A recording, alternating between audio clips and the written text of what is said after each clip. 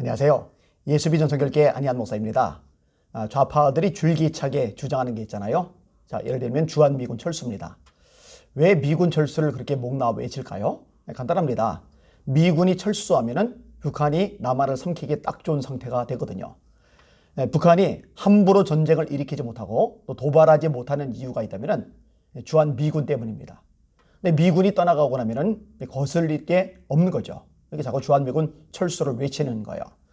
참 웃기는 거는요, 미국에 대해서 그렇게 악감정을 드러내고 반미 선동을 하면서 정작 자기들의 자식들은 미국에 유학을 보낸다는 거. 굉장한 모순이죠. 참 양심이 없는 좌파들이다, 이렇게 생각할 수밖에 없습니다. 자, 또 하나 뭘 그렇게 주장합니까? 국가보안법 철폐. 국가보안법 철폐. 왜 국가보안법을 철폐하려고 그러죠? 그래야 마음껏 엉뚱한 짓을 저지를 수 있기 때문입니다.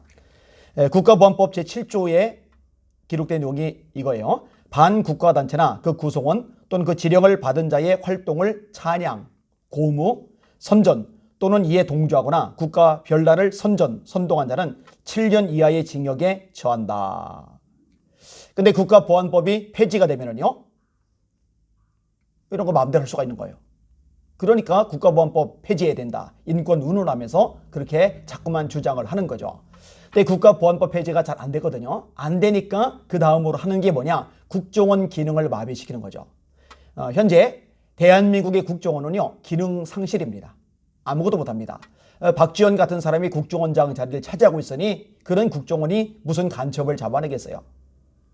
국가에서 중요한 역할을 해야 될 국정원이 기능 마비 상태로, 식물인간 상태로 머물러 있는 겁니다. 아니나 다를까 이젠 대한민국 내에서 이 좌파들이 마음껏 그냥 거침없이 질주를 해나가고 있습니다. 말도 안 되는 것들이 마음껏 이루어지고 있는 거예요. 파주에 가서 연합집회를 제가 인도를 했잖아요. 근데 거기서 충격적인 이야기를 들었어요. 인민군 묘지가 있는데 그 인민군 묘지를 공원화한다는 겁니다. 이 대한민국 땅에서 있을 수 없는 일이 발생을 하고 있는 거죠. 또 5,800억을 들여서 문재인 기념 고속도로를 파주에다 깐답니다. 북한 쪽하고 가까운 곳이죠. 마음껏 탱크 몰고 들어올 수 있도록 길이 열려지는 거라고 볼 수밖에 없는 거죠. 더 나가서 이제는요, 김일성 회고록 세기와 더불어 라는 책을 출간, 판매까지 합니다. 이거 국가보안법에 뻗어시 어긋나는 거잖아요. 근데 국가보안법이 제 기능을 발휘하지 못해요. 국정원이 마비 상태, 식물인간 상태에 놓여 있어요. 그러니까 이런 짓이 가능한 거죠. 김일성 회고록 세기와 더불어는요, 1992년 북한 조선노동당 출판사에서 출판한 책입니다. 거짓 선동들로 꽉 찬 책이죠. 이 책 출간에 같이 동참했던 사람이 황장엽 씨죠. 이 황장엽 씨는 북한에서 탈북한 인사들 중에 최고위층입니다. 김일성 대학교 총장인가도 지낸 걸로 알고 있는데요. 이분을 제가 만났어요. 만나가지고 기도도 해드렸습니다. 기도해드리고 싶은데 기도 좀 받으시겠어요? 했더니 받으시더라고요. 얼마나 다행이었는지 몰라요. 근데 되게 아쉬운 게 있어요. 그때 기도만 해드리고 말 게 아니라 복음을 전하고 예수님을 영접하도록 했어야 됐는데 그 타이밍을 놓친 거예요. 왜냐? 그렇게 만나서 기도를 해드리고 얼마 안 가서 세상을 떠났기 때문에요.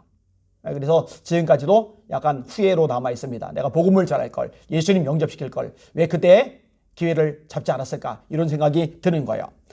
아무튼 이 황장엽 씨가요, 자신의 책 북한의 진실과 호의에 이 김일성 회고록과 관련된 내용들을 다루고 있습니다.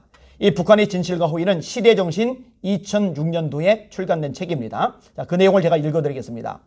김일성을 우상화하기 위한 소설과 영화 시나리오를 쓰는 작가들은 다 중앙당 선전부에 속해 있었기 때문에 선전부는 자기들이 김일성의 회고록을 쓰겠다고 주장하였으며, 당 역사연구소는 회고록을 쓰는 것은 당 역사연구소의 과업이라면서 이 사업을 당 역사연구소가 주관하겠다고 주장하였다. 김정일의 결론에 따라 당 역사연구소가 김일성 회고록 집필을 주관하게 되고 선전부가 작가들을 동원해 주기로 하였다. 실제로 회고록을 집필한 것은 작가들이었으며 역사연구소의 일꾼들은 1, 2명 참가요 고문의 역할을 하였다. 이 사업은 김일성을 우상화하고 혁명 전통을 과장하는 데에서 큰 성과를 거두었다. 우리같이 우상화 선전의 내막을 잘 알고 있는 사람들은 회고록을 믿지 않았지만 중심부에 있는 사람, 권력 상층부에 있는 사람들은 이 회고록을 안 믿은 거예요. 왜? 거짓, 선전, 날조니까. 믿을 수가 없는 거죠. 온갖 잡동산이 거짓으로 가득 차 있으니까 믿을 수가 없는 거죠. 내막을 잘 알고 있는 사람들은 회고록을 믿지 않았지만 일반 대중들은 소설에서 읽고 영화에서 본 사건들이 재미나게 소설되어 있기 때문에 회고록을 진실한 것으로 받아들이게 되었다. 당 역사연구소에서는 이런 성과에 고무되어 만세를 불렀으며 항일 빨치산 투쟁기뿐 아니라 해방 후 시기를 포함하는 대규모의 회고록 출판 계획을 세웠다. 이런 책 김일성 회고록을 이 대한민국 땅에서 자유민주주의 땅에서 출간하고 판매한다? 있을 수가 없는 일이죠. 말도 안 되는 일이죠. 그런데 그런 일이 버젓이 지금 진행되고 있다는 거. 이게 대한민국의 비극이고 현 상황의 문제점이죠. 이 국민들은요, 이 정도 상황임에도 불구하고 지금 대한민국이 어느 지경까지 갔는지조차 제대로 파악을 못하고 있는 사람들이 너무 많아요. 참 비참한 현실입니다.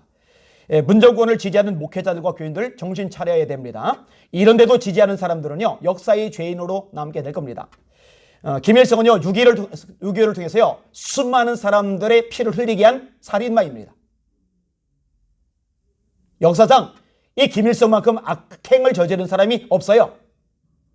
여러분, 교회들을 얼마나 탄압했습니까? 교인들이 얼마나 많이 순교를 당했습니까? 목회자들이 얼마나 많이 순교를 당했습니까? 그런데 이런 짓을 저지른 장본인인 김일성, 그 김일성을 우상화하는 김일성 회고록, 이런 책을 출간하게 놔두는, 방치하는, 오히려 부추기는 현 정권, 문재인 정권을 지지하는 목회자다, 지지하는 교인들이다. 예수 믿는 사람 아니죠. 심각한 거죠. 수없이 반복하지만 이념 우상 숭배자들이죠. 정치 우상 숭배자들이죠. 지역 우상 숭배자들이죠. 뭔가가 근본적으로 잘못된 겁니다. 그러니까 교회를 파괴하는 자에게 동조하는 것이니 그것을 어떻게 인정하냔 말이에요. 그래서 제가 수없이 반복해서 말하는 겁니다. 다 가짜들이라고요. 그리고 이 가짜들이 지금 너무 분명하게 드러나고 있다고요. 지금이라도 정신 차리고 눈을 뜨길 바랍니다. 회개하길 바랍니다. 돌이키길 바랍니다. 그렇지 않으면 앞에도 말했죠. 역사의 죄인으로 남게 될 것입니다. 이 방송을 듣는 여러분들 주변에 알려주세요. 지금 대한민국이 어느 정도 현실인지, 얼마나 비참하게 기울어져 있는지 좀 보고 알고 깨닫고 그리고 이제 제대로 반응할 때가 되었습니다. 지금이 마지막 기회라고 생각하시면 됩니다. 이 기회 놓쳐서 더 기울어져 버리면 이제는 속수무책, 더 이상 손쓰지 못할 단계에 진입하게 될 것입니다. 특별히 나라 민족에서 기도 많이 해주시고요. 한 마음으로 함께 선한 싸움에 동참해 주시기를 주님의 이름으로 부탁을 드립니다. 이 김일성 회고록 출간 판매되는 거 막아야 됩니다. 이거는 상징적인 사건이 될 것이기 때문입니다. 기필코 막아야 됩니다. 널리 알려주시고 국민들이 제대로 파악하도록 힘을 써주시기를 다시 한번 부탁을 드립니다. 주님 바라보고 담대합시다. 강합시다. 우리 승리하는 저와 여러분들 되기를 원합니다. 할렐루야.